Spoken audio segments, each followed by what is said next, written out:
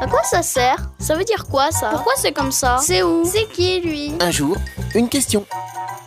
Pourquoi les terroristes détruisent-ils les œuvres d'art en Irak?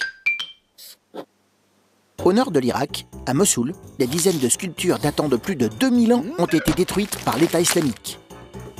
L'État islamique est une organisation terroriste qui est en train de prendre le contrôle d'une partie de l'Irak et de la Syrie. Ces terroristes forcent les habitants à avoir, comme eux, une pratique extrême de l'islam et utilisent Internet pour diffuser des vidéos qui sèment la terreur. Ainsi, le saccage des statues du musée de Mossoul a été filmé dans le but d'envoyer un message de puissance partout dans le monde. Mais pourquoi s'en prendre à des vestiges du passé? Car ces œuvres d'art sont les témoins de l'histoire des Irakiens. En les détruisant, c'est comme si on disait « vous n'avez plus de passé ». C'est donc une façon de prendre le pouvoir en détruisant ce qui fait la fierté d'un peuple.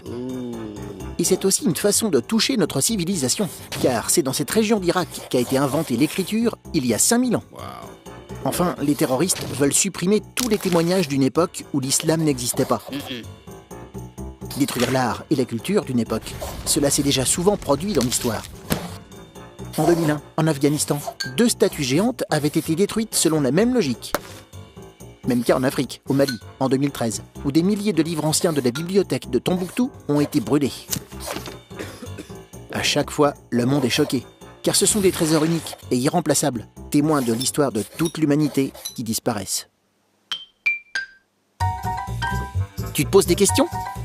Nous, on y répond.